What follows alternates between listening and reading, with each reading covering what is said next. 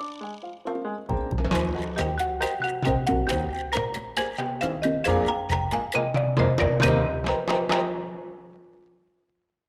everyone, Zhao back with another comic book review. So today we're going to take a look at Sera and the Royal Stars from Vault Comics. I have never heard of Vault Comics, but I just thought this book looked interesting. It definitely looks like an indie book, but I don't mean that in a bad way. It seems very different from the style of things that you would see from Marvel or DC these days. So if we take a look, the writer is, I believe it's pronounced John Tsuei. And then we have the artist Audrey. Now, Mock for sure is a common, well, I don't know how common it is, but it's a definitely known name in Hong Kong. So in Cantonese, there's the lovely actress Karen Mock. Go check out her work. So I believe, I mean, this name could be Japanese, but I'm pretty sure this is also a Cantonese name. We see TSU sometimes in the kind of Western letters that you would see in Cantonese names. So this is one of the things that interested me. Now, I don't know anything about these two. They could be somewhere in the US or Canada, or they could be over in Hong Kong, or at least from Hong Kong. And that's kind of an interesting thing, because a lot of this book has very manga style art. Not crazy manga, not like chibis and stuff like that, but the more realistic type. And it's going to be interesting. One thing that interested me was the story. So we see up here the name of this country, Parsa Western Territories. I believe Parsa is a thinly veiled reference to Persia. And we'll see why in a minute. So we start off, there is a battle. This is Sera, although now that I'm looking at it, it doesn't really say her name for a while. So in the middle of this battle, she's about to shoot some guy dead, and bam! She's floating in the cosmos with some godlike being. This being is Mitra. Now this is what interested me, because Mitra is an Indo-Iranian word, or deity, I should say, but it's sort of been all over the Middle East, into Latin, into Rome, and it's also a word that has its base meaning a bodhisattva. Now, bodhisattva is someone who is on the path to the enlightenment, someone who will become a Buddha. Buddha is not a name, Buddha is a title. So, very interesting that in a lot of translations, Mitra has a relationship to the sun and the stars. It's part of the root of where we get the word mantra. Mantra just means to think, to contemplate. So when you're meditating, you're saying your mantra. Karen Mok is hot. Karen Mok is hot. Karen Mok is hot. You're concentrating on something. But Mitra was also a very popular god in the 1st century AD in Rome. And it was a competitor to Christians at the time. So this story, it seems like it's going to be based on a lot of Eastern or Middle Eastern mythology. I don't know quite where you want to put the Persians. Usually you think of Eastern as like China, Japan. Persia is not that far east, but somewhere over there. So at any rate, back to the battle. This is the one thing that kind of I thought was weird. They look like old Voltron villains, like from the original 1980s Voltron cartoon. Not quite sure what's up with them, but we may find out. So, getting back to the capital of not Persia.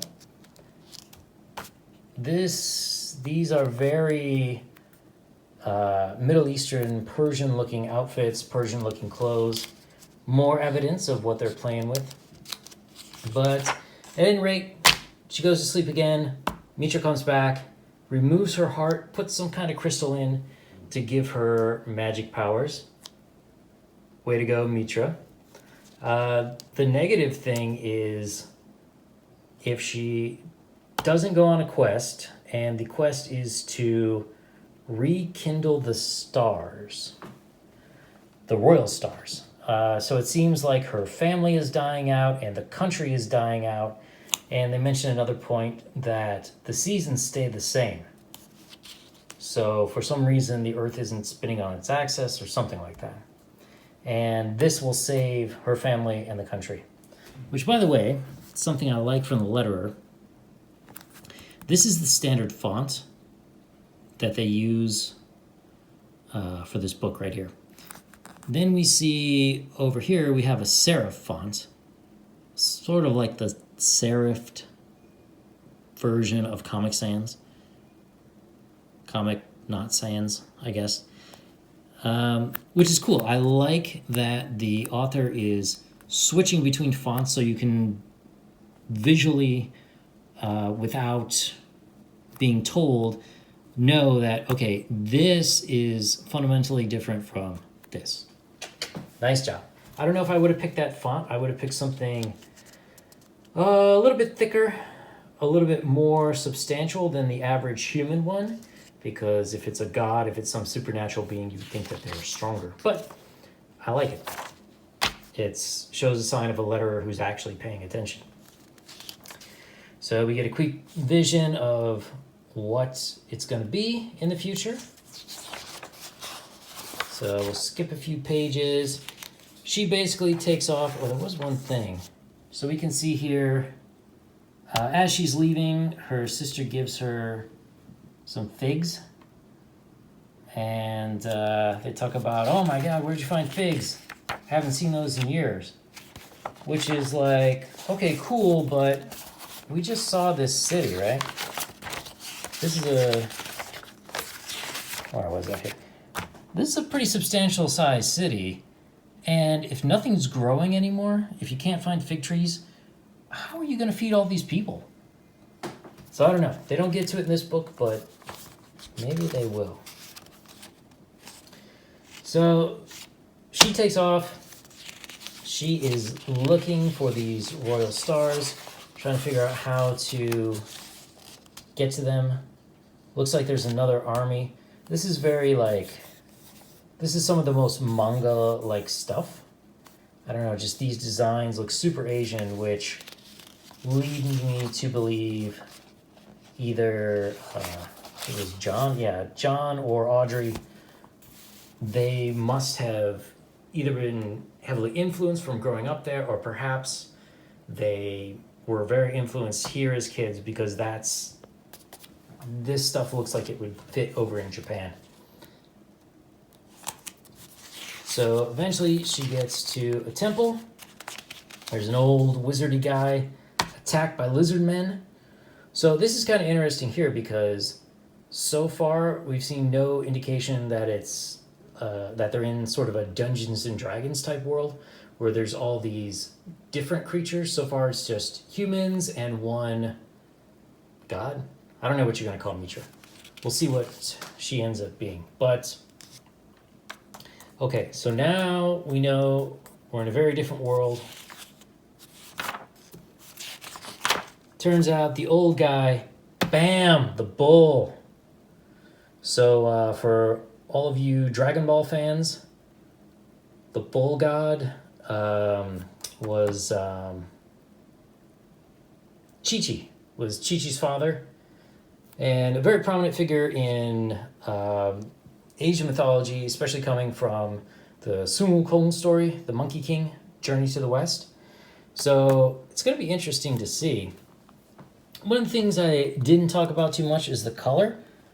This is a very nice color. This is sort of more, I would call it a little bit more traditional comic book coloring style, which I like. It's nice to see. You have a little bit, you can see like in these grasses, they're trying to put some more texture in and stuff, which is, you know, okay, not too bad. But here we get back to more of solid colors or a color and then just a slightly darker color as the shadow. Things that I prefer in general. But very nicely done. So Sera in the Royal Stars. I definitely recommend it. It's one I'm going to keep on, and I'm going to have to do a little looking into this Vault comics because I've never heard of them. So if you like this review, if you want to see more episodes on independent comics or smaller comic companies, like, subscribe, definitely leave a comment down below. I'd love to hear what you think, and we'll see you soon with another video.